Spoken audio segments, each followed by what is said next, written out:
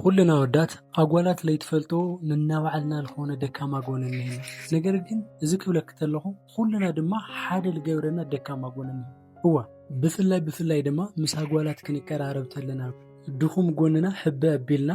ከም ሰባይ ምንም ዓይነት ደካማ ጎን ከም ዘይብልና ትርንቕ ኢልና ንቐርበክን ምክንያቱም አቆድሚኽን እቲ ደካማ ጎንና ወይ ድማ እቲ ድኹም ጎንና ከም ውርደት ስለና ሓስቦ ሰላም ክቡራት ተኸታተልተይ ለማዓንቲ ለሃም ተልሙድ ለፍቅራዊ ህይወትህን ክጠቅም ይየለ ሐሳብ ሒዘልህን መጽየን ይኹን እዚ ቪዲዮ እዚ ክሳብ መወዳእታ ብምክትታል ካብዚ ቪዲዮ ተረብሕቲ ልክትኾና ግብዣ እዩ ለማዓንቲ ሒዘልህን ለመጻኹ ሐሳብ ናይ ማንኛውም ወዲ ማንም ጎበዝ ይኹን ደካማ ይኹን በዓል ስልጣን ይኹን ኖርማል ይኹን በዓል ሃፍቲ ይኹን ድኻ ይኹን ምሁር ይኹን ለይተምሃረ ለይብል ግን አው ኩልና ልግነ ሓሙሽተ ደካማ ጎን ነና እዘን ደካማ ጎን ለማዓንቲ ክነግረክ እስኽለ ዘን ሴንሲቲቭ ፓርት ተጠቂምኺ ሓደ ወዲ ከመጌርኸ ክትመልኽዮ ከም ዝትኽእል ከመጌርኺ ክትስዕርዮ ከም ዝትኽእል ኣነ ክነግረክ ካባኺ ዝፅበቅ ክሳብ መወዳእታ ምሳይ ምዃን እትና መጀመርያ ነገር ህልኸኛ ጓል ብዙሕ ግዜ እንድሕር ኮይንኺ ብዙሓት ኣወዳት ኣብ ዙርያ ጃርጃር እዮም እወ ህልኽ ተትሕዞም ላወዳት ኣይትግበሪ ዝተባሃለቶ ትገብር ወይ ድማ ኣይትኸድ ናብ ዝበለቶ ትኸይድ ህልኸኛ በቃ ወይ ድማ በአንጻሩ ኣብ ኢድ ሓደ ወዲ ኣብ ቁፅፅሩ ዘይተኣት ጓል በበዓላ መንገዲ ትኸይድ ጓል በቃ እዛ ስትሮንግ ዝኾነት ጓል ኩሎም ኣወዳት እዚኦም ብፍቅሪ ይወድቁላ እዮም ምክንያቱም ስለትተሃላለኽ እዚ ክብለክ ተለኹ ግን ስቑኢልክ ናብ ዘይኮነ መንገዲ ለእትህልኽ ለይኮነ ኣብ ፍቅሪ ግን ጨዋታ ዝበሃል ናብ ፍቅሪ ፀዋታ ዝበሃል ኣብ ፍቅሪ እቲ ፀዋታ ንኸመክር ወይ ድማ እቲ ናይ ፍቅሪ መጠን ንክውስኽ እንድሕር ትደሊ ኮይንኺ ዝተወሰኑ ናይ ፍቅሪ ህልኽ ከድልየክ እዩ ብቐሊሉ ዘይምርታዕ ብቐሊሉ ኢድ ዘይመሃብ ብቐሊሉ ምንም ነገር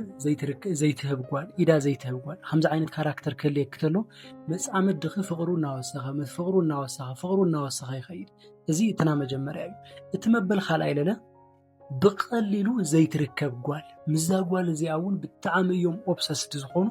ምንም መግለጽ የለይ ክነግረክ በተለይ ብቐሊሉ ኢዳ ለይትህብ ብቐሊሉ እሺ ለይትብል ብቐሊሉ ዘይትርከብ ጓል በቃ አልሹኑ ትብል ጓል አልሽኩም አግኔኑ ኢላ ዓርሳ ማንነታ ሁሉ ሕብ ተብል ጓል እዛ ጓል እዚኣ ክነግረክ ሓፍቲ ናይ ኩልና ወዳት ደካማ ጎን እያ ብዛዕባ እዛ ጓል እዚኣ ለይ ሓስብ ወዲ የለ ኣብ ዙርያ ኮይኑ ተፋሊጥዋ ረኺብዋ ግዜ ሕሊፉ ተነይሩ ኮይኑ ብቐሊሉ ድሕር ለይትርከብ ኮይና ብዛዕባ እዛ ጓል እዚኣ ይሓስብ ብዛዕባ እዛ ጓል እዚኣ ይምሰጥ ብዛዕባ እዛ ጓል እዚኣ ብዙሕ ፕሮግራም ይገብር ምሲ ስለዚ ብቐሊሉ ዘይትርከብ ጓል ኹኒ እንድሕር ፍቅሩ ክውስኽ ትደሊ ኮይንኺ ደካማ ጎኑ እየ ልነግረክ ኣለኹ ናይ ሓደ ወዲ ድኹም ጎኑ ክነግረክ ተለኹ ንክትጥቀም እዮን ኣብ ልዕሊኺ ፍቅሩ ንክውስኽ ናይ ምግባር ዓቕሚ ክንተኽእሎኽን ንክውስኽ እየ ልነግረክ ኣለኹ ስለዚ ብቐሊሉ እሸይ ትበሊ ብቐሊሉ ኣይትወሰዲ ብቐሊሉ ንዕክ ትበሃል ተለኻ ኣይትኸዲ ብቐሊሉ ላብሊ ምጥነክ ስፍራታት ኣይትኸዲ በቃ እዚ ናባዕልካ ካራክተር እዩ እስኺ ትፍለጥሉ ማንነት ያሃል ለኣብነት ክነግረክ እስኺ ላብ ዝኾነ ቦታ ንዕናይ ክትበሃል ተለኺ ኣቐዲምኺ እንድሕር ትብል ኮይንኺ እንደገና ኣልኾነት ዓርክኽንያ ንዕናይ ክትበሃል ተላ ኖ እንድሕር ትብል ኮይና ኣብ ክልቴኽን ማእኸል ዘሎ ናይ ሪስፔክት ናይ ክብሪ ወይ ድማ ናይ ፍቅሪ መጠን ብጣዕሚ ዝተፈላለየ እዩ ተረዲኽኒ ስለዚ ብልኻኣልኸዮ መጠን ክትብልዮና ክትገብርዮ ዘይግበአክ ነገር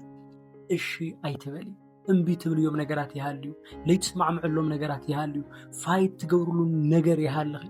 ተረዲኪ ኢነርጂ ይሃልኺ በቃ ብቐሊሉ ኢዚ ለይኹን ክጓል ኹኒ ቀላል ለይኹን ክጓል ኹኒ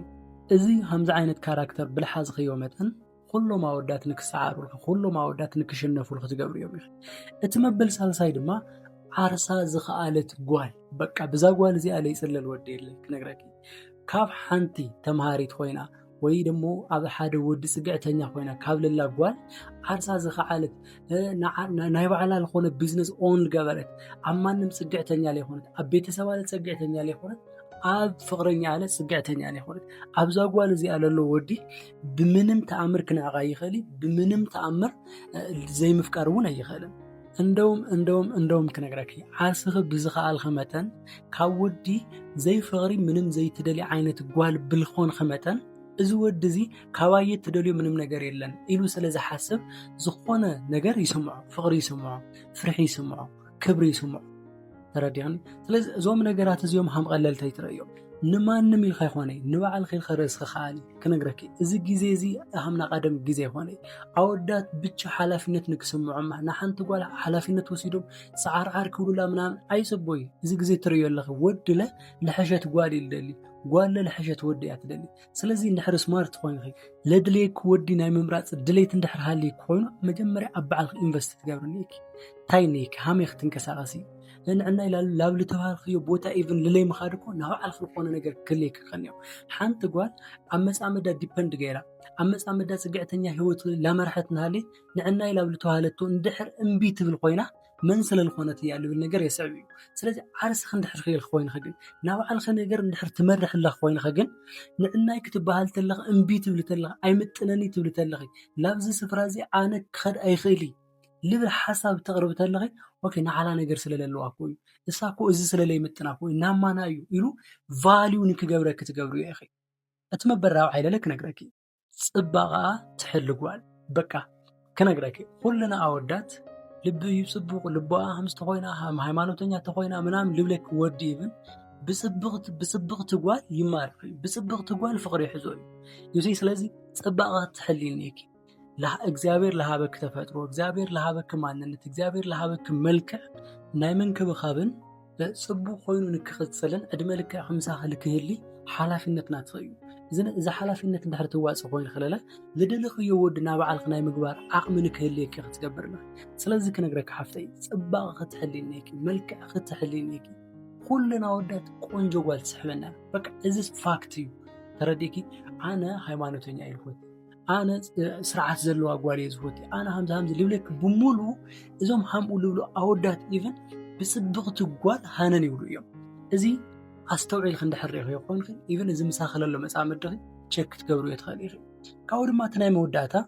ቦታ ዘይትህቦም ጓል በቃ እዚ ናይ ኣወዳት ዓብይ ደካማ ጎኑ እዩ ሰንሰቲቭ ንክንኾን ኢና ዝገብረና መን ስለልኾነት እዩ ኢልና ብዛዕባኣ ልክንሓስብ ብዛዕባኣ ልክንጭነቕ ብዛዕባኣ በቃ ብዙሕ ሜዲቴት ልክንገብር ኢቨን ክንምሰጥ ንኽእል ኢና ብዛዕባኣ ተረዲኪ ስለዚ ቦታ ኣይትሃብዩ ሓደ ወዲ ናብ ባዕልኺ እንድሕር ትገብሩ እየ ደሊ ኮይንኺ ኣብ ቅድሚኡ ኮይድኺ ኣነ እኮ ብጣዕሚ ለፍቅረካ ብለይባኣኻ ክነብረ ይኽእል ምናምን ምባልኺ እዚ ወዲ እዚ ናትኽሊ ከይኾነ ኢኺ ትገብሩ እዮ ስለዚ ክትገብሩ እዮ ካብ ልግበክ እቲ ዋና ነገር ትቐርብዮ መሊስክ ሸለል ትብል እዮም ትደልዮ ኢኺ ተፍቅርዮ ኢኺ ትፈትውዮ ኢኺ ግን ምስኡ ለለካ ኣቀራርባ ምስኡ ለለካ ኮሚኒኬሽን ግን ሓምለይ ትደልዮ ኮይንኻ ቦታ ሓምለይ ብል ኮይንኻ ትቐርብዮ ኒኪ